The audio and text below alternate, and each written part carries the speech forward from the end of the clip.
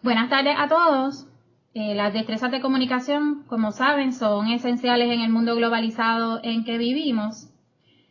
Ya sea en lo laboral, lo académico, lo personal, en algún momento todos hemos tenido la necesidad o la característica, ¿verdad?, de hablar en público o de dar una presentación.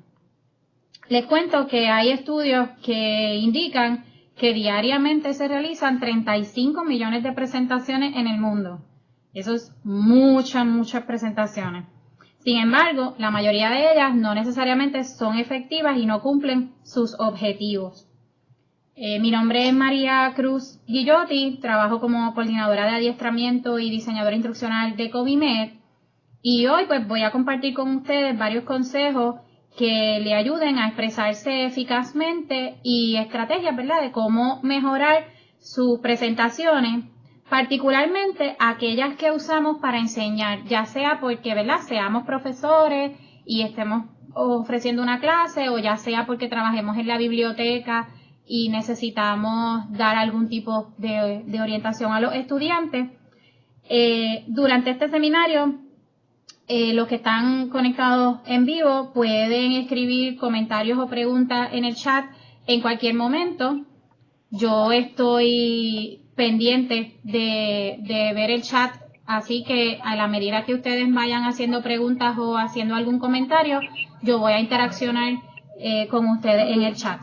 Quiero confirmar que todos me están escuchando correctamente, así que por favor escríbanme en el group chat si me están escuchando o si tienen algún problema o alguna dificultad para escuchar. En este momento, por el día de hoy, no vamos a utilizar la opción de video, así que no me van a ver, solamente me van a escuchar y deben ver entonces la presentación en sus pantallas. Ok. Quiero empezar pidiéndole que piensen sobre cuál es su ambiente de aprendizaje ideal.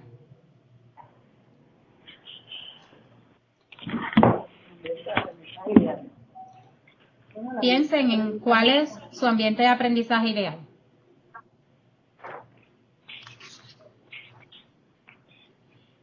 ¿Qué palabras ustedes pueden utilizar para describir este ambiente? Palabras, una sola palabra o dos palabras. Y cuando hablo de ambiente me refiero a ambiente físico, de comportamiento, de relaciones. Compártanme en el chat, los que están conectados, ¿qué le viene a la mente? ¿Qué palabras les viene a la mente cuando hablamos de aprendizaje ideal? Para ustedes, ¿cuál sería un ambiente de aprendizaje ideal? Vamos a tomar unos 30 segundos para que los que están conectados en el chat puedan escribir.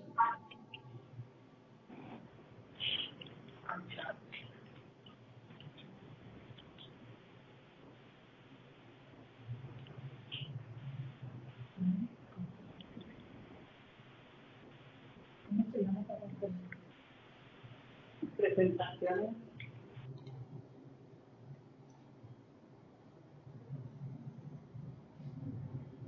Ok.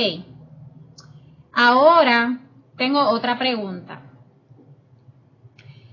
Piensen en cómo es su ambiente de aprendizaje real. O sea, ahora mismo, ¿cuál es el ambiente de aprendizaje en el que ustedes están expuestos? Y de igual manera, piensen en una palabra que pueda describir ese ambiente real, actual, en el que ustedes están. ¿Cómo es el salón de clase? ¿Cómo es la institución? ¿Cómo son las relaciones que tienen? Y aquellos que están conectados en el chat, escriban sus respuestas en el chat. Vamos a tomar 30 segundos para que ustedes puedan escribir sus respuestas en el chat.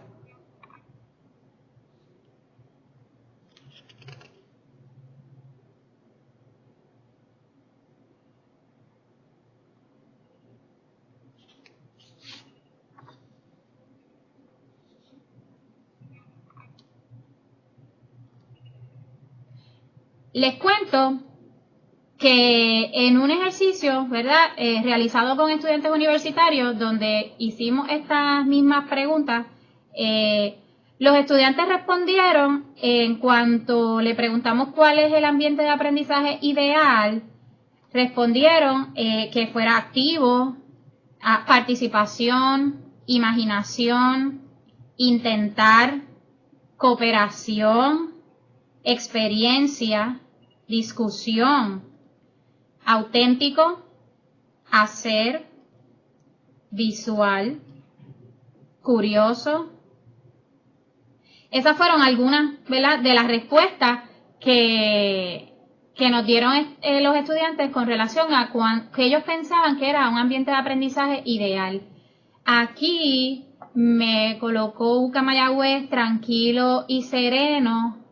Mildred, un ambiente con herramientas adecuadas. Mildred, ¿a qué te refieres con herramientas adecuadas? Para ti, ¿qué son herramientas adecuadas?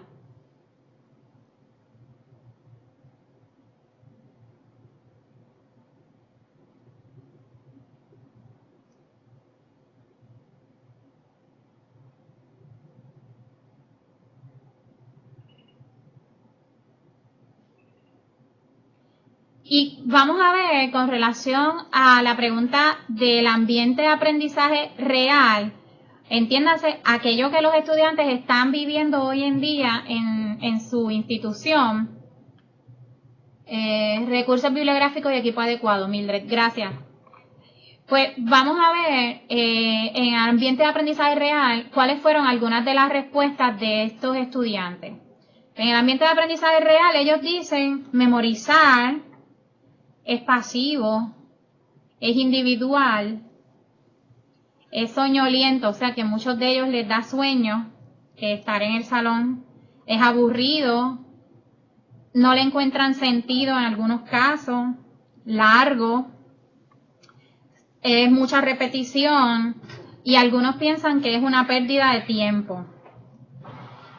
Hay algunos que dicen que es cansado y otros mencionan que es simplemente escuchar. Ahora, si vamos a analizar lo que es el ambiente ideal versus el ambiente real, pues definitivamente vemos que hay una brecha entre cómo les gusta a los estudiantes, incluyéndonos a nosotros, ¿verdad? En términos generales a las personas, cómo nos gusta a nosotros aprender versus cómo realmente aprendemos debido a las circunstancias que nos rodean, ¿verdad? Debido al ambiente de la escuela o de la institución en la que estamos, debido a la facultad o a los profesores que están con nosotros, debido a los otros estudiantes. Así que no necesariamente lo ideal es lo real por diferentes razones, así que hay una brecha en ese sentido. Ahora, pensando acá, nosotros no necesariamente tenemos control del ambiente institucional. Quizás, ¿verdad? Ahí tenemos que dejar llevar por unas reglas, hay unas guías y unos estándares por los que tenemos que regirnos. Sin embargo, sí tenemos la opción de controlar el ambiente inmediato. ¿Y a qué nos referimos con ambiente inmediato? Pues, si yo soy un profesor, mi ambiente inmediato es mi salón de clase, así que yo puedo controlar ese ambiente. Si yo soy un bibliotecario o trabajo en el área de la biblioteca, mi ambiente inmediato es la biblioteca. Así que yo puedo controlar ese ambiente y los servicios y la forma en que yo me comunico y expreso con otras personas. De igual manera, si soy un personal educativo, ¿verdad?, que trabajo en el área de servicio a estudiantes, pues puedo controlar ese ambiente y puedo controlar la manera en que yo me relaciono con otras personas, sin descuidar o sin pasar por alto las guías o las políticas o procedimientos que ya están establecidos. Ahora, si yo voy a la realidad, ¿verdad?, de lo que ocurre en estos procesos, muchas veces hacemos transferencia de información en esta manera de comunicarnos. Y no necesariamente la transferencia de información es igual a aprendizaje. O sea que una cosa es la manera en la que yo quisiera aprender, la otra es la manera real en la que yo aprendo. Pero esa manera real en la que yo aprendo muchas veces está matizada por transferir información y no necesariamente por aprender o por el concepto de aprendizaje. Les pregunto, ¿cuántas veces nosotros, ustedes, nos hemos preparado para dar una presentación y cuando terminamos nos damos cuenta que sí, tuvimos 1 o 2 horas parados frente al público y transferimos información, pero no necesariamente provocamos aprendizaje? ¿Les ha pasado que, ¿verdad?, que estamos en frente a un público y nos preparamos para dar esa presentación y cuando concluimos la presentación, dialogando o recibimos preguntas que nos damos cuenta y decimos, mira, yo di toda esta información, pero realmente no hubo aprendizaje por parte de la audiencia? Y nos hemos preguntado por qué ocurre eso, por qué hay veces que hacemos transferencia de información y no necesariamente provocamos aprendizaje.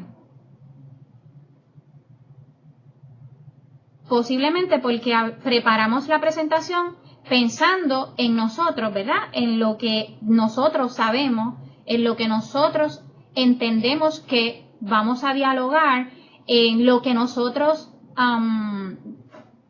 dominamos del material o de la información, pero no necesariamente consideramos las necesidades particulares de la audiencia que tenemos.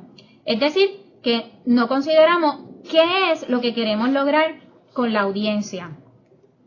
Por lo tanto, y para atar, ¿verdad?, lo que estamos hablando del principio y las preguntas que le hice, lo primero que debemos hacer para dar una presentación efectiva es conocer nuestra audiencia. ¿Cuáles son sus características? ¿Cuáles son sus intereses? ¿Qué expectativas tienen? ¿Cómo puedo llamar la atención de esa audiencia? Así que, si yo fuera a decirles de todos los elementos que podemos hablar hoy, ¿verdad?, y de los que no vamos a tocar hoy que están relacionados con este tema, yo diría que la clave para una presentación efectiva definitivamente es la audiencia. Si pensamos en la audiencia, tenemos la mitad del camino gano, ¿verdad? Ya vamos ganando en ese sentido. ¿Qué queremos? Queremos una audiencia que se sienta cautivada, que esté agradada de estar escuchando lo que nosotros estamos hablando, que esté atenta a lo que estamos hablando y que sienta que es pertinente lo que le estamos hablando, ¿verdad? No queremos una audiencia cautiva, que la tengamos ahí, que estemos, ¿verdad?, dando algún tipo de información, pero que realmente no está cautivada por lo que estamos diciendo. Simplemente está ahí porque tiene que estar ahí, no porque desea o no porque le provoca algún tipo de sensación de aprender o de adquirir algún conocimiento, sino pues yo estoy aquí porque tengo que estar aquí. Cuando hablamos de cómo nosotros, lo importante de conocer nuestra audiencia, pues lo primero es olvidarnos nosotros de lo que nosotros sabemos y preguntarnos qué necesitan saber ellos, qué conocimiento ellos tienen sobre el tema, qué nivel de profundidad yo quiero trabajar, ¿verdad?, con el tema de acuerdo al tema y a los objetivos que yo quiero lograr. Debemos utilizar un lenguaje apropiado, comprensible para todos, y siempre debemos anticipar las posibles reacciones y preguntas que pueda tener esa audiencia. Si yo me preparo considerando la audiencia a la que yo me voy a dirigir, es posible que yo esté mejor o pueda tener una efectividad mayor a que si no lo hago, ¿verdad? Ciertamente muchas veces nosotros no sabemos qué estudiante es el que yo voy a tener en el salón o qué participantes va a llegar a un taller que yo voy a dar, pero sí tenemos una idea, porque si yo soy un profesor de contabilidad, pues yo sé posiblemente que los estudiantes que van a llegar a mi salón de contabilidad van a ser estudiantes del área de administración de empresas, en muchos casos, que vienen buscando una información, ¿verdad? Porque necesitan, porque es parte de su currículo, y así sucesivamente. O sea que si yo me preparo y hay maneras de nosotros, aunque no sepamos exactamente quién, cómo y cuáles son esas características particulares de la audiencia, sí yo puedo tener un marco bastante general de la audiencia que yo voy a tener, y eso es importante al momento de nosotros sentarnos a preparar nuestra presentación. ¿Alguna duda, inquietud o comentario hasta aquí que puedan escribir a través del chat?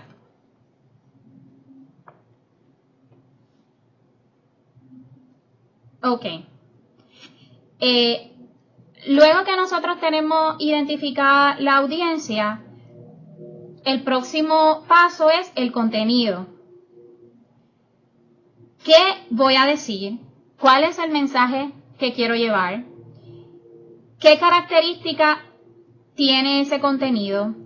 Así que lo primero es que el mensaje tiene que ser directo, sin adorno y sin profundizar más allá de lo necesario para lograr nuestro objetivo, ¿verdad? O sea, a veces preparamos una presentación de un tema y abundamos demasiado en el tema cuando realmente no es indispensable abundar en el tema y quizás incluir más ejemplos o incluir ejercicios. Así que es importante cuando vayamos a preparar nuestra presentación estar bien pendientes de, obviamente, cuál es nuestro propósito, cuál es nuestra audiencia, para saber entonces qué contenido yo voy a incluir en mi presentación. Ahora, independientemente del contenido que vamos a incluir, el mensaje tiene que ser claro. Es decir, que debes estar seguro de lo que vas a presentar y dominar el tema. Debes hacer una lista de puntos relacionados con el tema y decidir qué es exactamente lo que quieres comunicar, ser específico y proveer todos los detalles relacionados. También tu mensaje debe ser simple, conciso. Decir lo que tengas que decir en forma sencilla y corta. Utilizar un lenguaje preciso y apropiado que sea fácil de entender, y hay veces que menos es más. O sea, a veces incluir menos contenido dice más, ¿verdad? Si nos enfocamos específicamente en lo que queremos, ¿verdad? El mensaje que queremos llevar. Lo importante es que nos aseguremos que todos los puntos que queremos transmitir están conectados y siguen una forma natural y son relevantes. Adicional a eso, el mensaje debe ser progresivo, es decir, que vayamos paso a paso. Introducimos un concepto, por ejemplo, y vamos del micro al macro. De esta forma, logramos que el estudiante haga asociaciones con un conocimiento previo y vamos avanzando gradualmente en la adquisición del contenido. Ahora, adicional al contenido, un elemento, si nosotros vamos a incluir algún elemento audiovisual para apoyar nuestra presentación, es importante que consideremos el diseño. Y cuando hablo de diseño, pues me refiero independientemente de que si usted usa PowerPoint, si usa Prezi, si utiliza una cartulina, si utiliza un papel, o sea, la pizarra, independientemente de la herramienta que utilice, si va a utilizar algún medio audiovisual, pues en primer lugar debe asegurarse que el tamaño del texto sea apropiado y sea legible. Una estrategia que puede hacer para verificar si el tamaño es adecuado es pararse a 6 pies más o menos de la presentación de la pantalla, para que usted pueda ver si el tamaño es muy pequeño o es muy grande. Eso le puede ayudar a definir si está teniendo un tamaño adecuado. Otro elemento es asegurarse que el texto es simple. Y simple, pues me refiero a que no sea muy colorido. Si usted utiliza colores, pues que sean 1 o 2 colores, no escribir o no utilizar muchos colores porque eso puede confundir. Evitar varios fonts o estilos porque también puede confundir. Algo que podemos hacer es seguir la regla del 6x7, que indica que debemos tener no más de 6 líneas por diapositiva y no más de 7 palabras por línea. Esto no necesariamente es una regla escrita en piedra, usted, pues de acuerdo a su experiencia y de acuerdo al contenido que usted va a dar, en algunas ocasiones puede incluir más palabras, más líneas, pero esto es una regla general que le puede ayudar cuando esté trabajando su presentación. Otra regla que pueden seguir es la regla de los tercios. La regla de los tercios pues establece que la mayor parte del contenido que está a su mano superior izquierda, el 41% de la audiencia va a estar enfocada en esa parte. Si yo quiero sobresalir algún tipo de contenido, pues lo ideal, si yo sigo esta regla, es que esté posicionado a la parte izquierda superior y lo menos importante en la parte derecha inferior. Vamos a ver un ejemplo de un texto simple. Si yo voy a definir la tecnología instruccional siguiendo un ejemplo de un libro, pues definitivamente si yo escribo la definición tal cual la vemos ahí, es demasiado detallado. Ahora, yo puedo utilizar una estrategia, quizá usando los elementos más importantes de esa definición para que los estudiantes o la audiencia pueda sí conocer lo que yo quiero que conozca, que es la definición de tecnología instruccional, pero de una manera más simple y que pueda ser mucho mejor para atenderlo. En el caso de las tablas, a veces utilizamos tablas con números grandísimos, pues en este caso es muy detallado. Una manera de sintetizarlo y de hacerlo más simple, pues es escribiendo en vez de utilizar los millones en números, utilizar los millones en palabras y se ve mucho más simple. En términos de las gráficas, igual, elementos de gráfica. Pues esta gráfica es muy detallada. Una manera de yo simplificarla puede ser aumentar la columna de la izquierda y tener menos meses, aunque diga lo mismo, ¿verdad? Esta es una manera de yo tener una gráfica un poco más simple. En cuanto a las imágenes, pues no deben utilizarse para distraer la audiencia y deben estar relacionadas con el tema. Y las recomendaciones que no incluyan más de 2 imágenes en una diapositiva. Y usualmente cuando incluya más de 2 imágenes es porque usted va a hacer algún tipo de relación entre esas imágenes. Está haciendo maldades. ¿Está haciendo maldades? Los sonidos, pues definitivamente pueden traer un elemento interesante, pero también pueden distraer. Así que si va a utilizar sonidos, utilice sonidos que sean necesarios.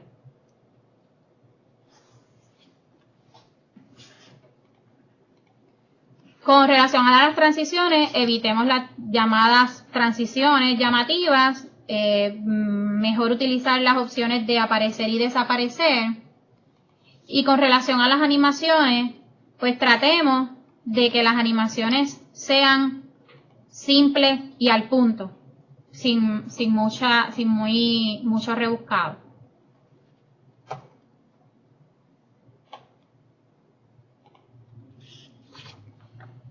En el concepto de capitalización, que es decir, el uso de las letras mayúsculas, en el texto de la presentación no es recomendable. ¿Por qué? Porque tiende a ser difícil de leer, tener todas las letras mayúsculas en la pantalla de la presentación. Así que mejor es utilizar una combinación de letras mayúsculas y minúsculas, eso es más fácil para leer.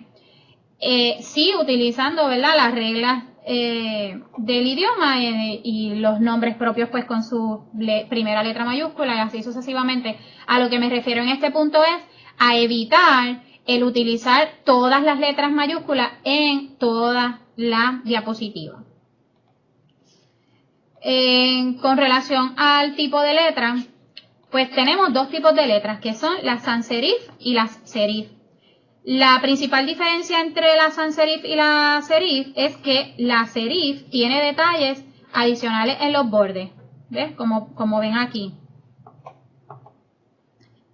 Las fuentes sans serif, que podríamos mencionar la Arial o la helvética, son más legibles, por lo que cuando vamos a hacer una presentación, pues pueden hacer una mejor opción para visibilidad.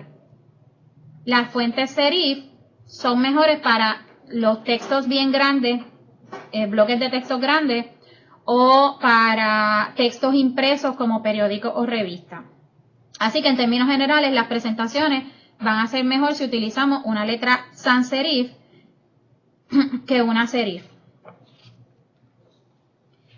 Otro que debemos tener en consideración con el tipo de letra es que las letras itálicas son un poco más difíciles de leer a larga distancia, así que tratemos de evitar las itálicas. Mejor utilizamos la letra normal o las letras en negrilla o bold porque son más legibles. Usualmente tendremos a identificar las palabras subrayadas con enlaces. Así que mi recomendación es utilizar colores o algún otro elemento para enfatizar en vez de utilizar el subrayado para enfatizar, porque podríamos confundir a la persona que está en la audiencia pensando que es un enlace en vez de eso, en vez de un enfatizar. Si vamos al punto de los números, ¿verdad? A veces cuando tenemos una lista y tenemos que definir si vamos a utilizar números o vamos a utilizar bullets o viñetas, pues en este caso en particular, mi recomendación es que utilice números para las listas que tienen secuencia. Un ejemplo es, pues yo tengo que identificar cuáles son los pasos para guardar un elefante en la nevera. Pues el paso 1 es, abro la puerta de la nevera, el paso 2 es que pongo el elefante dentro de la nevera y el paso 3 es que cierro la puerta. Y en este caso, pues puedo utilizar los números porque estoy hablando de secuencia. Ahora, los bullets son mejor utilizarlos para listas que no tienen prioridad, listas que no tienen secuencia o listas que no tienen jerarquía. Con relación a los colores, pues vamos a utilizar la misma regla de los tercios. Usamos unas combinaciones que no causen fatiga visual. Y cuando hablamos de combinaciones que no causen fatiga visual, usualmente estamos hablando de incluir fondos claros con textos oscuros y fondos oscuros con textos claros. Tratar de evitar, ¿verdad?, la brillantez. Si tengo un color muy brillante, no utilizar entonces el fondo de un color brillante porque puede tender a causar fatiga visual. También puedes utilizar colores complementarios para resaltar algunas palabras. La recomendación es que no utilices más de 3 colores y es muy importante que haya consistencia de colores, es decir, si utilizas un color para resaltar una palabra, asegúrate que utilizas el mismo color para resaltar las palabras en toda la presentación.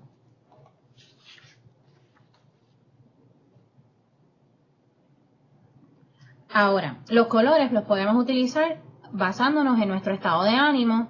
Aquí les presento una gráfica, lo que significa cada uno de los colores en términos de estado de ánimo. Por ejemplo, el rojo lo podemos usar para cuando estamos hablando de acción o de velocidad. El anaranjado nos sirve cuando tocamos temas energéticos o que queremos que provoquen energía.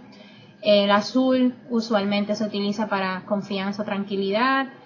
Y así sucesivamente, cada uno de los colores, pues dependiendo si usted quiere enfocar su presentación en el estado de ánimo de la persona, pues entonces puede utilizar esta gráfica para determinar qué color puede utilizar en su presentación.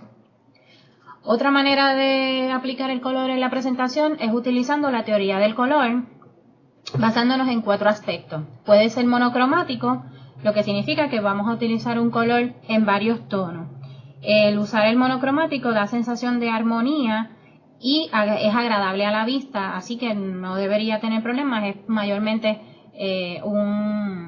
una forma bastante común de utilizar el color para crear presentaciones. El análogo son colores uno al lado del otro en la rueda del color. Es variado, pero es seguro.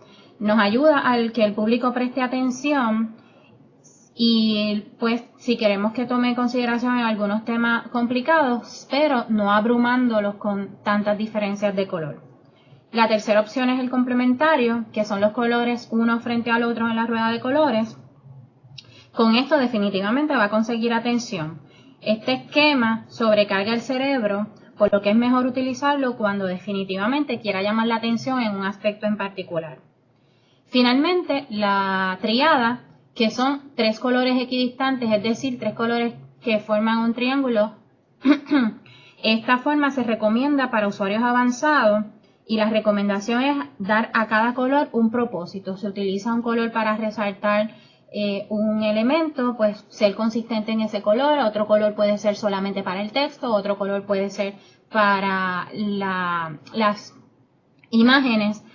Finalmente, lo importante es utilizarlos para dirigir la atención y no para robarnos el show. Recordemos que la presentación en sí somos nosotros. Finalmente, el diseño debe ser consistente. Cuando nos referimos a consistente es que utilicemos diferencias para llamar la atención, que utilicemos diferencias para implicar importancia y que utilicemos sorpresas en la presentación para atraer, pero no para distraer. Vamos a ver algunos ejemplos relacionados.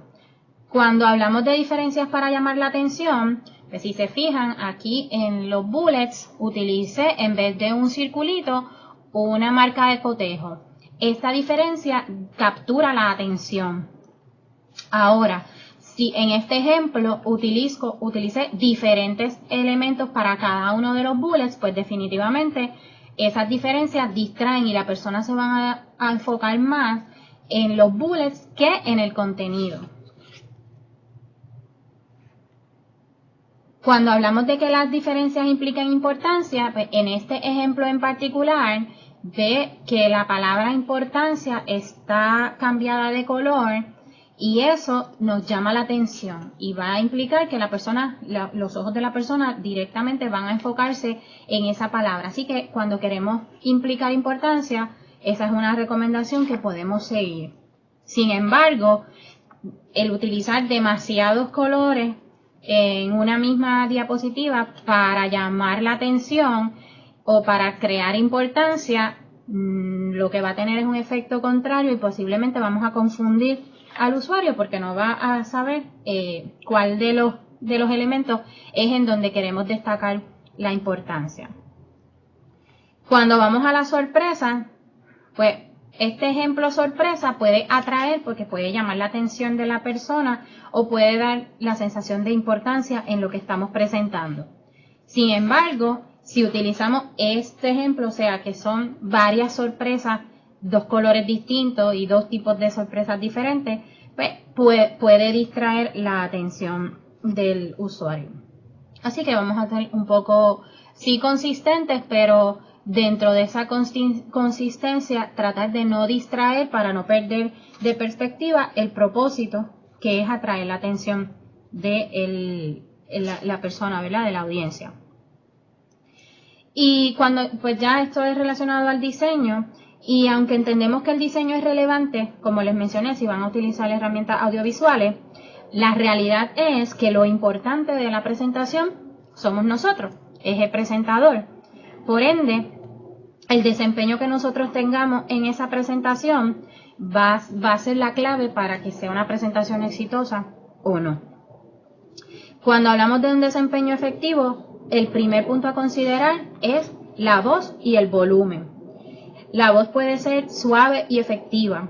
Debemos estar seguros que vamos a utilizar una pronunciación y articulación correcta. Tratar de simplificar la voz utilizando, ¿verdad?, matices simplificados. Minimizar el uso de muletillas, eso es a veces un poco común en nosotros, especialmente los boricuas, pero la recomendación es utilizar menos muletillas posible. Utilizar pausas, las pausas crean en la audiencia, pueden tener el efecto de concentración, de análisis, de prestar atención a lo que se está diciendo. Y otro elemento importante puede ser cambiar el volumen según la necesidad que tenga en la presentación. Si usted ve que hay un grupo de personas en la audiencia que está hablando en un lado y otro grupo le está prestando atención, pues el hecho de que usted module el volumen de la voz puede hacer que esas personas que estaban hablando presten atención porque o usted bajó la voz. Trate de nunca gritar en una presentación. Otro elemento importante para el desempeño definitivamente es su apariencia física, ¿verdad? Llevar una vestimenta apropiada, mostrar interés en su apariencia y que las personas vean que usted fue preparado para crear una buena impresión en esa presentación. Y debe mostrar calma exterior, es decir, que las personas, sí, uno puede estar nervioso, siempre estamos nerviosos cuando damos una presentación, independientemente del tiempo que podamos llevar dando presentaciones, pero que usted le demuestre al público que está calmado y que es porque usted domina y conoce su material. Y esto es importante al momento de usted dar una presentación. Otro elemento importante dentro del desempeño es las expresiones faciales y corporales que usted puede hacer, tratar de que sean unas naturales y cómodas, que usted se sienta cómodo y que sea natural en esas expresiones. Minimizar los rasgos, ¿verdad? Muy exagerados, porque eso puede provocar causa en la audiencia unas reacciones que no necesariamente son las que nosotros queremos obtener. Y un último punto relacionado con el desempeño es mantener contacto visual. El mantener contacto visual hace que la audiencia se mantenga atenta y le muestra que usted está interesado en hacerle comprender lo que usted está hablando. Como le mencionaba en el ejemplo de ahorita, si usted tiene una audiencia, un grupo de personas que está atendiéndole y usted está manteniendo contacto visual con esa audiencia, pero en el otro lado tiene un grupo de personas que está hablando o que está distraído, usted quiere llamar la atención de ese grupo que está distraído, una manera puede ser acercarse a ese grupo que está distraído, manteniendo contacto visual con el grupo que le está atendiendo. Esto ayuda a que si el grupo que está atendiendo está directamente en contacto con usted, o sea que sabe que usted está dialogando con ellos y está haciéndole comprender lo que está hablando, pero por otro lado el acercarse al grupo que está hablando le va a dar a ese grupo la sensación de que usted está buscando que le presten atención. Así que esas son algunas de las herramientas que le puedo mencionar. Definitivamente estos consejos son solo una guía, no es una garantía de que será efectiva su presentación, y la realidad es que nunca es efectivo la primera vez, la práctica siempre hace la diferencia y mejora. Lo importante es prepararnos, eso es indispensable al momento en que vamos a dar una presentación. Como bien dijo Mark Spitz, si fallas en prepararte, estás preparado para fallar. Si tienen alguna duda, pregunta o inquietud, en confianza pueden escribirme en cualquier momento a través del chat o a través del correo electrónico. Muchas gracias por su atención. El correo electrónico al que me pueden escribir es mcruz@covimed.org o pueden llamarme aquí a la oficina 787-726-1709. Gracias por su participación y que tengan una excelente tarde.